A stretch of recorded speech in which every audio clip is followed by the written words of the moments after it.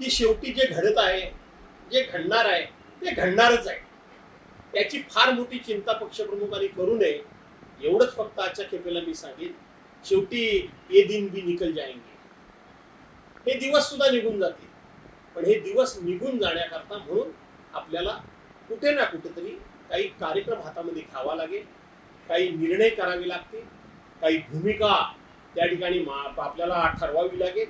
आणि म्हणून मी आजच्या दिवशी पक्षप्रमुखांना एवढंच सांगेन, उद्धव साहेबांना, की डरो मत, बिल्कुल डरो मत. जो होने वाला है वो होने ही वाला है.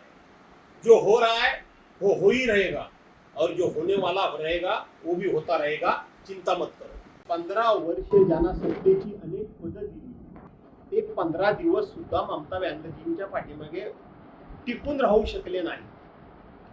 असे अनेक पक्ष, आपचे खासदार असतील, पश्चिम बंगाल मधला ममता बॅनर्जींचा पक्ष असेल, आमचा पक्ष देखील असेल, किंवा अन्य जे कोणी पक्ष आहेत, त्या पक्षातले फुटून जाणारे आमदार खासदार किंवा फुटून जातील अशी चर्चा होणाऱ्या आमदार खासदारांचं म्हणणं काय असतं? आम्ही विकास कामाकरता जातो, आम्ही आमच्या भागातल्या विकास कामं रखडवली जातात, आमची विकास कामं केली जात नाही म्हणून आम्ही जातो, आमच्या नाना तऱ्हेच्या चौकशीनं आमचा ससा मिरा सुटत नाही, या नाना तऱ्हेच्या चौकशांमुळं आम्ही हैराण झालेलो आहोत, आम्हाला कौटुंबिक सुख शिल्लक राहिलं नाही म्हणून आम्ही जातो आहोत. यातला एक तरी असा पक्ष किंवा एक तरी फुटून जाणारा जो कोणी आमदार खासदार आहे, तो असं म्हणतोय का की आम्ही ज्या पक्षामध्ये जातोय त्या पक्षाची आयडिओलॉजी आम्हाला मान्य आहे, त्या पक्षाची विचारधारा आम्हाला मान्य आहे, त्या पक्षाचं नेतृत्व आम्हाला मान्य आहे, त्या पक्षाच्या नेतृत्वाचा जनाधार आम्हाला मान्य आहे, असं कोण म्हणतं का? कोणी म्हणत नाही. विकास कामांकरता जातोय किंवा ज्या काही चौकशी एजन्सीच्या मार्फत आम्हाला छळलं जातंय त्या छळापासून सुटका करण्याकरता म्हणून आम्ही जातोय. काही लोकांनी सांगितलं की जेलपेक्षा भाजपा बरा, काही लोकांनी सांगितलं की निवांत झोप लागायची असेल तर तिकडे गेलेलं बरं. याचा अर्थ कोणीही विचारधारेमुळे जात नाहीये, तर केवळ आणि केवळ छळवादापासून आपली सुटका व्हावी. मग ती मतदारसंघातल्या कामांची असेल नाही तर वैयक्तिक चौकशांची असेल. या छळवादाला कंटाळून लोक जात आहेत, याचा विचार कोण नाही तर या देशातल्या जनतेनं करावा असं मी आव्हान करतो. संदर्भातलं मी बोलतोय, पक्ष फुटतायत, ते का फुटतायत ते मी तुम्हाला सांगितलं.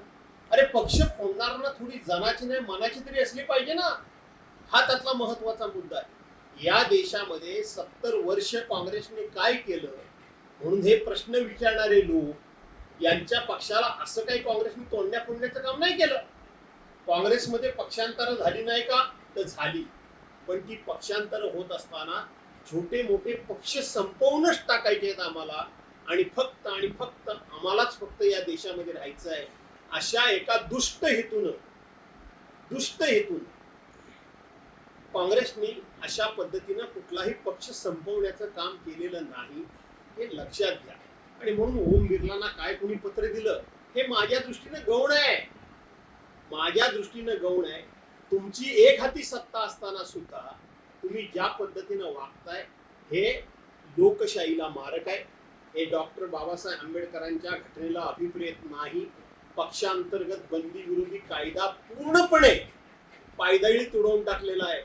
मला तर वाटतं, माझं आव्हान आहे की या सरकारला की हा पक्षांतर्गत बंदी विरोधी कायदा तुम्ही संपवूनच टाका, हा कायदाच रद्द करून टाका, मगच खरी देशामध्ये मजा येईल. कोण कुठे जातोय आणि कोण कुठे जातोय हे कळेल. आणि म्हणून आपल्याला हा मी मोठा नाही तर देश मोठा आहे हे फक्त तोंडानं बोलून चालणार नाही. तोंडानं फक्त राष्ट्र प्रथम, तुमच्या ह्या अशा कृतीनं, तुमच्या ह्या अशा निर्णयानं राष्ट्र टिकणार आहे का? राष्ट्र प्रथम राहणार आहे का? तुमचा पक्ष फक्त प्रथम, पण तो पक्ष सुद्धा राष्ट्र जर असेल तर तो पक्ष टिकेल, नाही तर टिकणार नाही, असं माझं स्पष्ट मत आहे. असं आहे की गेली 1.5-2 वर्ष सातत्यानं उद्धव बाळासाहेब ठाकरे यांचा पक्ष फुटणार. उद्धव बाळासाहेब ठाकरे यांच्या पक्षाचे खासदार हे वेगळा गट स्थापन करणार, ते अन्य कुठल्या तरी पक्षात सामील होणार, अशा प्रकारची सातत्यानं अफवांची राळ ती गेले वर्ष दीड वर्ष त्या ठिकाणी उठवण्याचं काम सातत्यानं सुरू आहे. अर्थात हे काम सुरू आहे तर त्याच्यामध्ये किती खरं किती खोटं हा जरी भाग असला तरी सुद्धा ज्यांच्या नावानं या पक्षफुटीची संदर्भातली चर्चा होतीये त्यांनी थोडी जनाची नाही मनाची बाळगली पाहिजे असं माझं स्पष्ट मत आहे. याचं कारण असं आहे की शेवटी आज तुमची केंद्रामध्ये सत्ता आहे, देशामधल्या जवळजवळ 22 राज्यांमध्ये सत्ता आहे. एवढे तुम्ही सत्ताधीश असताना शेवटी समाजामध्ये क्रेडिबिलिटी काही नावाची एक गोष्ट असते, ती तुमची कितपत या ठिकाणी शिल्लक राहते या विषयामध्ये. आज हा पक्ष फोडणार, उद्या तो पक्ष फोडणार, परवा तो पक्ष फोडणार. शेवटी पक्ष फोडून तुमच्या पक्षाची सूज जरी वाढत असली तरी समाजामधली तुमची असलेली प्रतिष्ठा आणि समाजामध्ये तुमच्याबद्दल असलेला आदर, हा आदर दिवसा गणिक रसातळाला जातोय. आणि ही लोकशाही आहे. या लोकशाहीमध्ये कधी काय घडेल हे सांगता येणं कठीण आहे. आणि म्हणून ज्यांच्याबद्दल हा संशय निर्माण केला जातोय म्हणजे ज्या पक्षांबद्दल, त्यांनी थोडी जनाची नाही मनाची बाळगावी असे माझं स्पष्ट मत आहे.